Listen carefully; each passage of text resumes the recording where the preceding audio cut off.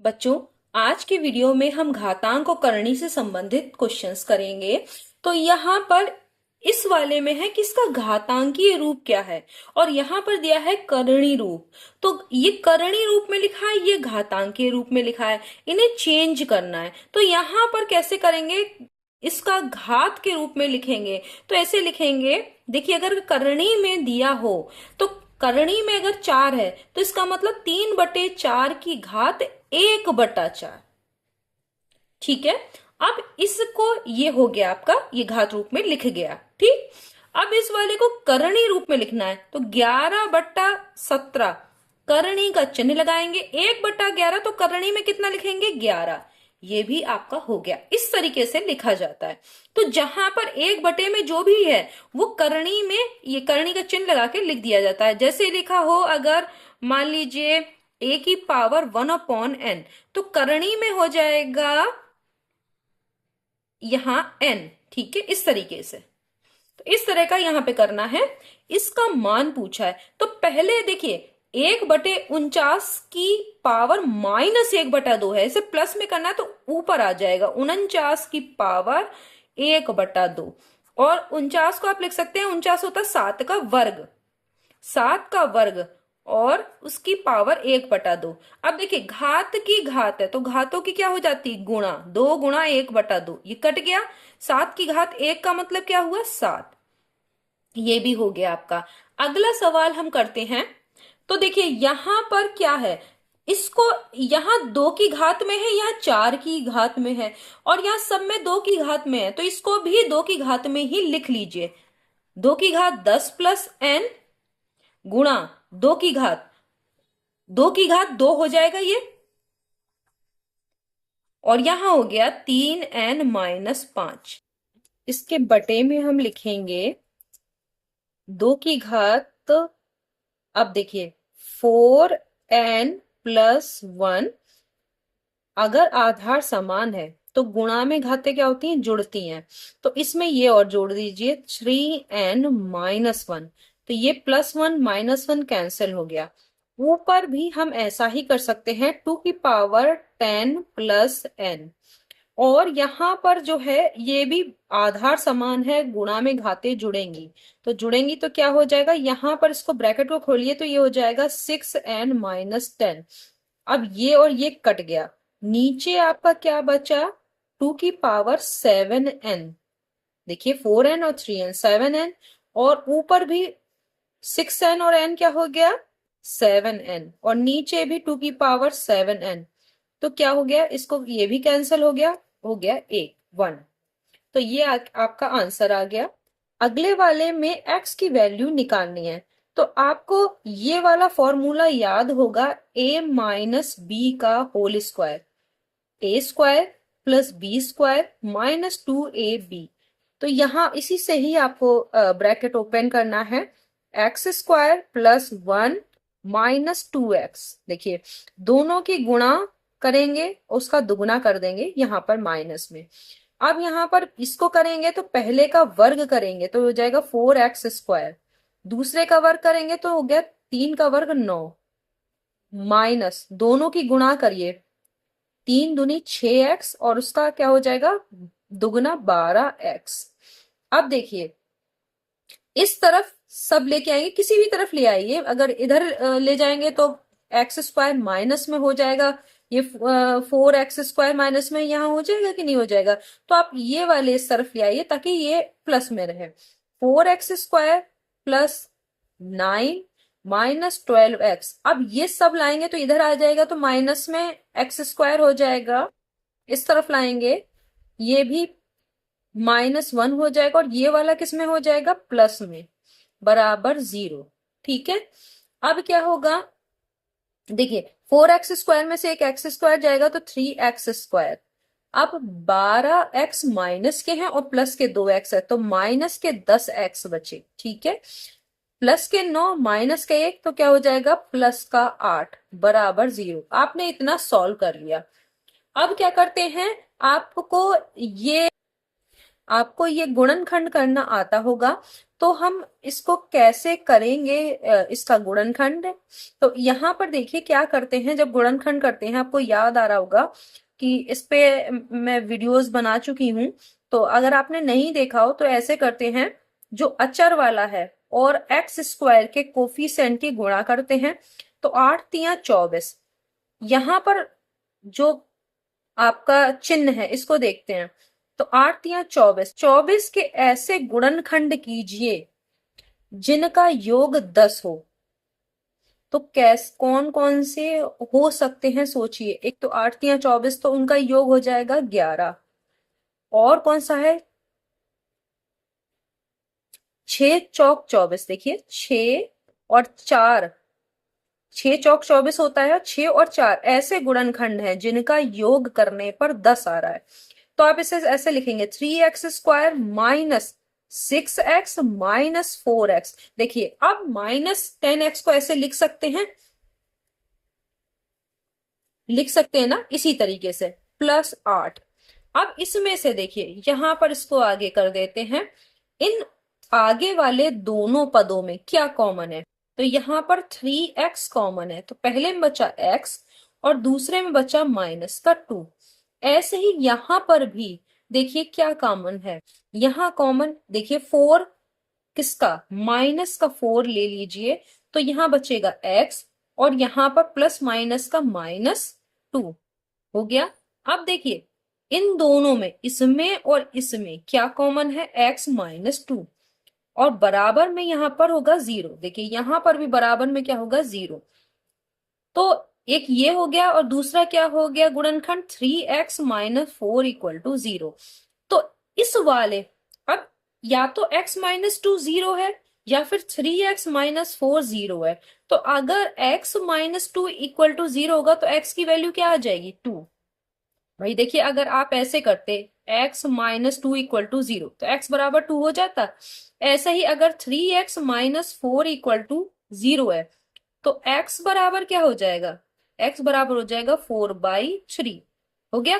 तो x की कौन कौन सी वैल्यू आएंगी, 2 और 4/3। तो आपने ये दो मान निकाल लिए। तो ये गुणनखंड पर आधारित था, तो इसको इस तरीके से आपको करना है। अगला वाला हम देखते हैं, इसमें क्या है, यहां पर देखिए, तो इसे a की पावर m है, बटे में a की पावर n है, तो इसको लिख सकते हैं a की पावर m माइनस n।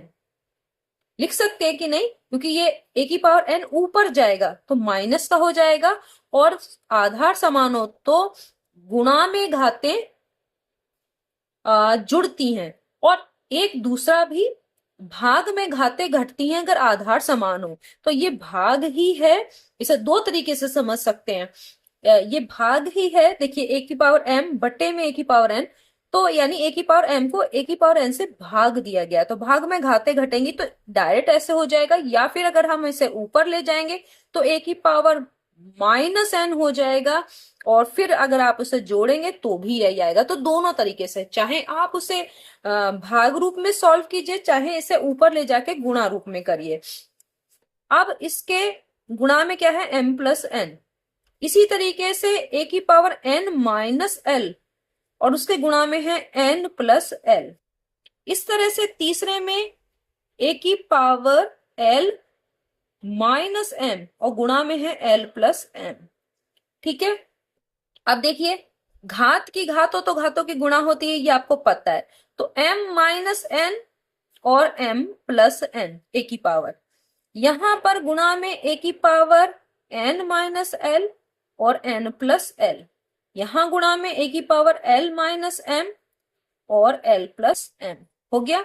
अब देखिए इसमें देखिए a की पावर a माइनस बी और a प्लस बी क्या हो जाता है, a स्क्वायर माइनस बी, का ये फॉर्मूला आपको पता होगा, a square minus B square equal to a plus B और a माइनस बी। ये सर्व समीकरण आपने क्लास 7th में पढ़ी होगी। तो यहां पर क्या हो जाएगा, m square minus n square, और यहां क्या होगा, n square minus l square. इसी तरीके से यहाँ l square minus m square. अब यहां पर सब देख रहे हैं कि बेस क्या है, बेस यानी आधार है a। तो अगर आधार समान हो तो गुणा में घातें क्या होती हैं, जुड़ती हैं। जोड़ दीजिए, ए की power M square minus N square plus N square minus L square plus L square minus M square. अब देखिए, माइनस का एम स्क्वायर प्लस का, ये माइनस ये प्लस, ये माइनस ये प्लस, कैंसल, ए की पावर 0 बराबर 1। किसी भी संख्या की घात 0 का मान क्या होता है, आप जानते हैं कि 1 होता है। तो ये आपने इस तरह से सॉल्व कर लिया। कुछ और क्वेश्चंस करते हैं। जैसे ये 7th वाला आप देख रहे हैं कि इसमें 5 की घात 10 है और उसकी घात 0 है। तो अंदर कुछ भी हो, किसी भी संख्या की घात अगर 0 है, उसका मान क्या होता है, 1। तो डायरेक्ट आप लिख देंगे, ये हो गया।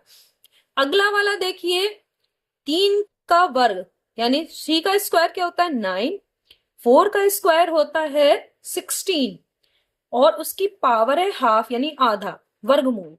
तो देखिए क्या करेंगे, ये 16 और 9 25 हो गया। 25 का वर्गमूल क्या होता है, 5। ये आपका निकल गया।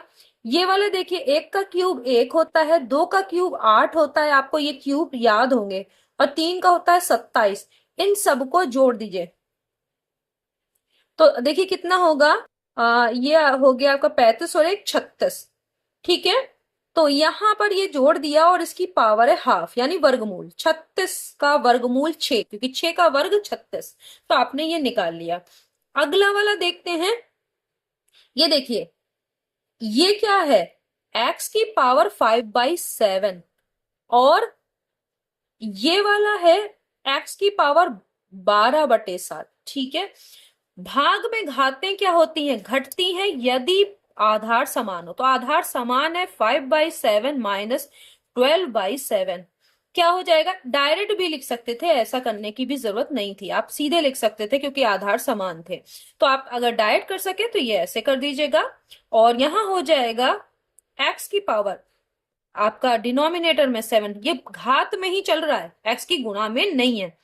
और यहाँ क्या हो जाएगा, 5 में से आधार देखिए x है और इसकी घात में हम ये कर रहे हैं और यहाँ पर डिनोमिनेटर में 7 है। अगर हर समान होते हैं तो केवल जो अंश है, आप हर समान है तो अंशों को सिर्फ सीधे आप जोड़ है तो जोड़ सकते हैं, घटा है तो घटा सकते हैं। देखिए आप करिए इसको, तो यहाँ हो जाएगा -7, क्योंकि 5 में से 12 जाएगा, क्योंकि माइनस के 12 है तो माइनस का 7 बचेगा। ठीक है, तो यहाँ क्या हो जाएगा, x की पावर -1, क्योंकि 7 से 7 डिवाइड, तो ये हो गया 1/x। तो आपको इस तरीके से इसे करेंगे। ये वाला सवाल ये कैसे होगा, तो देखिए यहां देखिए x की पावर m-n है। अब x की वैल्यू ये दी हुई है, तो यहां पर क्या करना है, देखिए x की एक वैल्यू दी हुई है, y की दी हुई हो और z की दी है, यहां पर रखना है x, y और z की वैल्यू। तो x की जगह पे क्या रखेंगे, a की power m plus n into B की पावर l, और इस पूरे की पावर क्या है, m-n। ऐसे ही y वाले में रखिए, y की पावर y की वैल्यू क्या है, a की पावर n प्लस l गुणा b की पावर m, और इस पूरे की पावर यहां पर देखिए क्या, n-l। z क्या है, a की power l plus m into b की पावर n, और इस पूरे की पावर क्या है, l-m। अब आपने इसमें वैल्यूज रख दी। अब देखिए a की पावर वाले एक पास कर लीजिए। कैसे करेंगे, a की पावर, देखिए घात की घात है तो घातों की गुणा कर दीजिए, m प्लस n और m माइनस n। हम केवल अभी a पे काम कर रहे हैं, इधर से भी a को देखिए, a की पावर n प्लस l और n माइनस l। यहां पर देखिए a की पावर l प्लस m और l माइनस n।